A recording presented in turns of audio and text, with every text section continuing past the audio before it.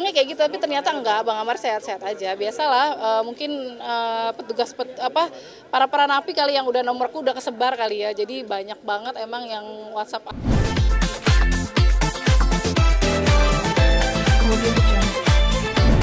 Jangan, saya lagi lambung lagi apa? Ya ini. Mana kemana? Sebentar aja. Cepat. Enggak, sini aja lo ya.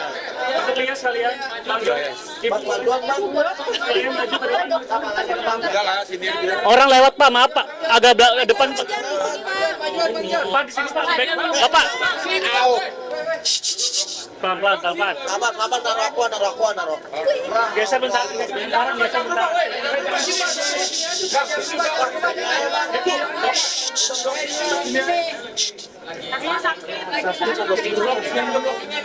bang, sama anak-anak news bang, jadi udah Blockingan Bang, nanti berubah Bang. Sebentar aja. kalau anak news nggak apa-apa nanti bisa aja bang. Udah. Cepat ya.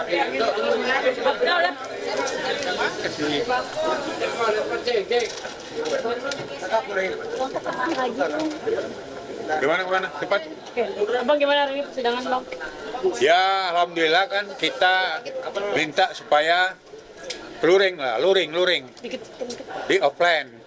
Mudah-mudahan itu dipertimbangkan. Kan banyak kendala ya kalau nggak offline kan, nggak luring kan. Kita harus komunikasi aktif.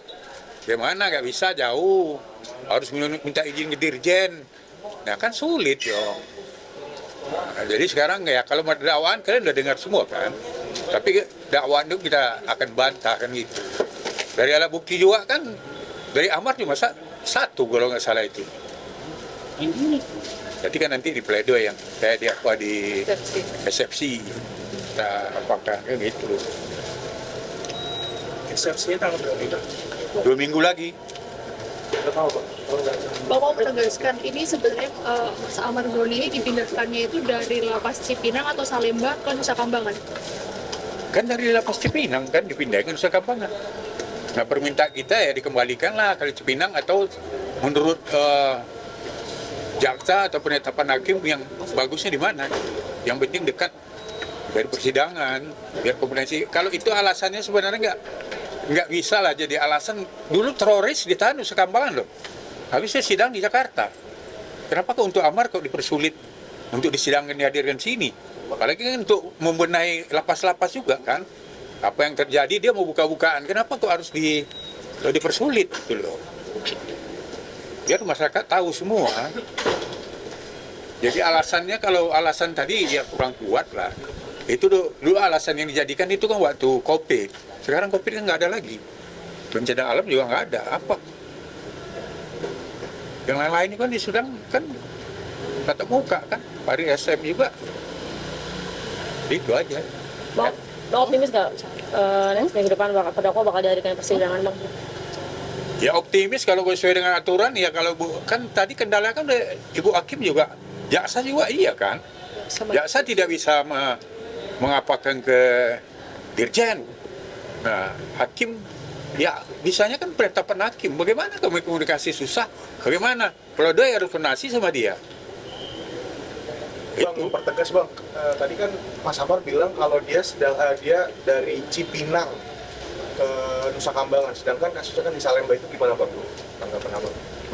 Ya kalau pemindahan itu memang dia dari Cipinang ya terakhir dong, nggak mungkin didatangkan dulu ke Salemba habis baru dibawa di situ kan nggak mungkin juga.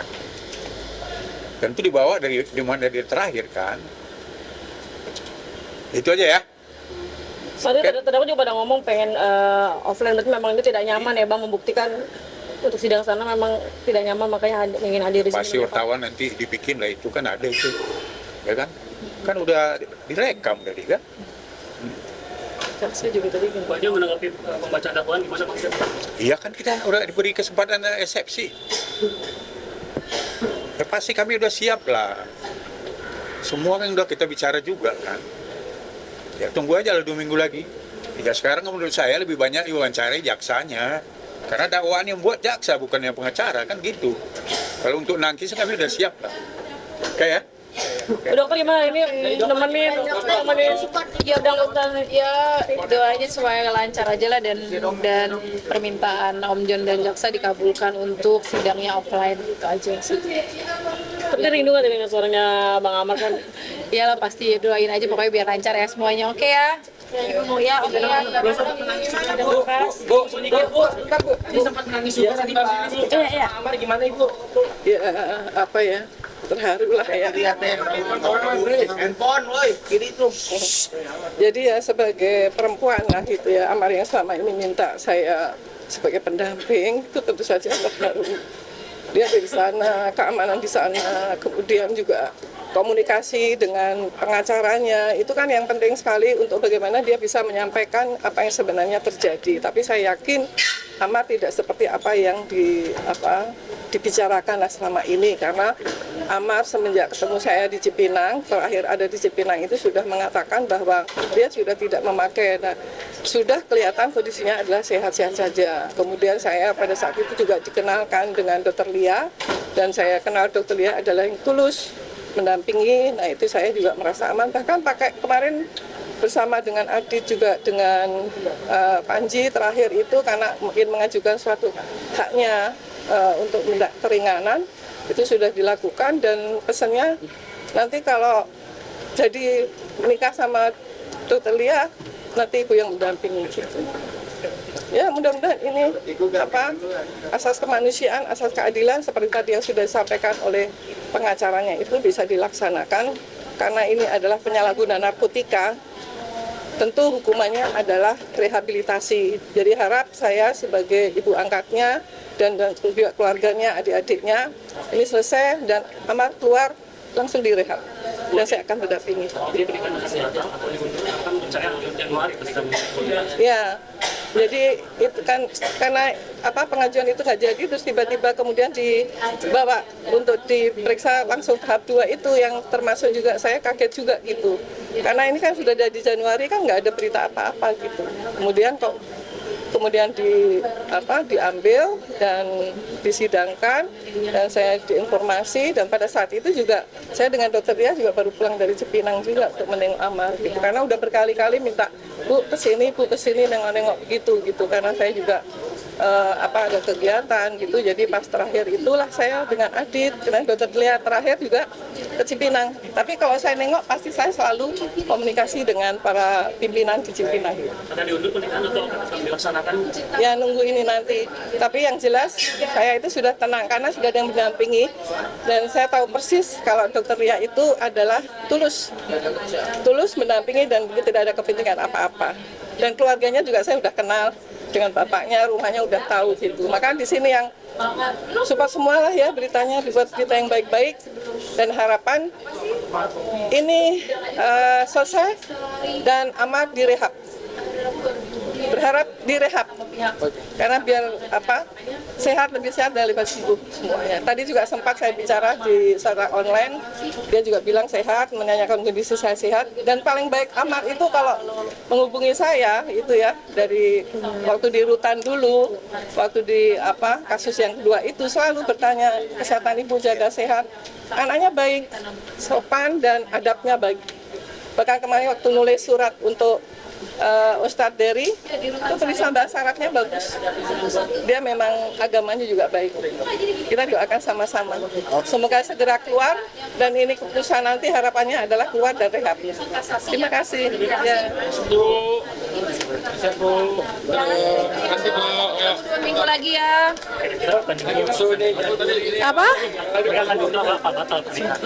Kok nggak ada pernikahan? Jadi barangnya itu udah di rumah aku dititipkan. Jadi nggak ada pernikahan sama sekali nanti setelah, kan emang rencananya kan Januari ini baru ngajukan PB kan, baru bisa ngajuin PB, baru kita pikirin gimana, belum ada kita rencana buat nikah segala macam. Mungkin emang Bang Amarnya udah ngomong Ustadz Dery mau nikah, cuman sayanya nantilah urus ini dulu gitu. Kenapa dok harus ngurus dulu. Ya ini selesai dulu baru kita fokus untuk ke depannya gitu. Sekarang yang penting sidangnya dulu ya, oke ya? Katanya dari keluarga dokter menerima kalau Ahmad Doli itu. Insya Allah kan orang mau berubah ya masa nggak mau menerimanya kan gitu kan. Berarti kamu sendiri siap untuk memiliki calon suaminya? Ya ini pokoknya sekarang aku nggak mikirin ke fokus persidangan Bang Amar dulu nih untuk bisa offline ke sini, oke ya? Oke. Ya nanti ketemu 2 minggu lagi. Ini surat yang kemarin di podcast Indonesia. Ini juga banyak ancaman masalah. Oh iya, aku sudah laporkan juga kok ke pihak Propam karena sebelum persidangan aku juga banyak intimidasi dari nggak tahu lah nomor-nomor nggak jelas gitu. Saya bener ada di setruma. Oh iya bilangnya kayak gitu tapi ternyata enggak, Bang Amar sehat-sehat aja. Biasalah mungkin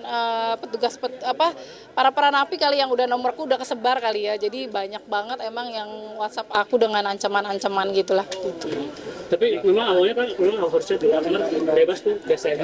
Januari baru ngajuin PB karena kan udah nggak dapat remisi awalnya. Kalau dapat remisi Desember bebasnya, cuman kan karena nggak dapat remisi gara-gara kasus kemarin Liter F jadinya Januari baru bisa ngajuin asepsi apa lagi tuh kata Om John asimilasi atau apa gitulah. Tapi PB udah aku urus sama Adit sebenarnya Oktober kemarin karena udah bisa ngurus PB gitu. Nah ini kan memang Ahmad tuh berpengedar terbukti katanya. Ya kan Dirjen Pas sudah bilang, jadi tanya Dirjen Pas apa juga ketawa. Dari Bami atau dari keluarga apakah mau mengembalikan ke Jakarta gitu untuk Oh iya, tadi kalau sidangnya dengar jaksa pun juga tidak setuju kalau sidangnya online karena komunikasinya sulit. Kita mau sidang aja baru dihubungin itu H-1 baru kemarin Om John dihubungi sama pihak Nusa Kambangan gitu. Jadi bagaimana kita mau persiapan sidang gitu loh, ya. Kalau Adit Joni mungkin gimana? Kan dia juga jualan nih sekarang katanya online karena Dia bukan jualan, aku kasih tahu ya, dia bukan jualan tapi dia itu brand ambasadornya. Adalah salah satu orang gitu yang Adit itu jadi brand ambasadornya gitu loh. karena katanya Enggak juga kok, emang itu bisnis sampingan Adit kok sama teman-temannya, jadi nggak ada gitu, oke ya? Saya Mbak infonya kalau Mbak Lia itu memang tahu kalau misalkan Ahmad tuh mengedarkan gitu. Enggak, kok mengedarkan? Jangan salah loh statementnya, nggak ada saya bilang pengedarkan. Kan udah dibantah juga sama Pak Dirjen Pas. Bang Amar bukan pengedar atau segala apapun nanti, makanya kita lihat aja di persidangan, oke? Oke, artinya Mbak Lia juga nggak pernah menerima penerimaan transferan uang atau gimana? Ya enggak lah, ada juga gue yang transfer ke Bang Amar untuk urus makannya. Gimana gue mau menerima transferan uang gitu loh. Sekali lagi ya, Bang Amar itu dari Agustus aku yang ngurus makannya, pakaiannya, semuanya dari sabunnya sampai tetek bengeknya aku yang ngurus. Jadi bagaimana Amar transfer ke saya dari hasil kayak gitu? Gimana kalau dia pengedar pasti uangnya udah banyak gitu kan? Kalian pernah dinasehatin biar menghindari aja nggak sih gara-gara apa ada perempuan berinisial P katanya? Apa? Ada perempuan berinisial P menasihati dokter nggak sih untuk menjauhi Azir katanya? Bener nggak? Apa sih inisial P siapa? Nggak kenal, saya nggak tahu, nggak ada. Bayar kamar, bener nggak sih dokter bayar kamar apa sih 500.000 ini? Oh iya betul, itu per minggu 500.000. Seperti apa detailnya mungkin? Ya nggak tahu, saya kan kenal Bang Amar di tengah-tengah dia ditahan kan. Jadi semenjak itu saya yang ambil alih semuanya karena waktu itu ada bisnisnya Bang Amar, itu bisnisnya di luar ya. Jadi Bang Amar tuh punya rekan lah ya untuk saya menjalankan bisnis di luar. Ingat nih, di luar bukan di dalam. Bisnisnya bisnis properti, oke? Nah itu dapat untungnya itu dikasih semua ke saya untuk pegang untuk ya ini untuk kebutuhan Bang Amar, bayar kamar, makan segala macam bla bla bla. Jadi nggak ada transferan uang dari Bang Amar ke aku, inget ya, itu nggak ada sama sekali gitu ya. Jadi yang ada aku yang mentransfer pihak-pihak rutan untuk makannya Bang Amar, kamarnya Bang Amar gitu loh. Jadi nggak ada uang masuk ke aku tuh, nggak ada sama sekali. Ternyata ada perempuan inisial P yang malah mentransfer ke Amar untuk kebutuhan dia di sana, bukan Bali. Nah itu benar nggak sih mungkin? Nggak tahu aku inisial P siapa, nggak tahu. Setahu saya dari Agustus 2024 saya yang mengurus Bang Amar sampai detik ini, oke? Katanya Bali punya utang ke inisial P itu benar nggak sih, yang 3M itu Bali? P siapa aku nggak tahu. Aku aja nggak tahu. Berarti aduh jangan ada gosip deh. Aduh. Ya supportnya cuma minta dia dipindahkan di Jakarta lagi biar sidangnya tuh lebih enak, lebih terbuka, oke? Ya. Oke, udah oke ya. Bali aku minta nomor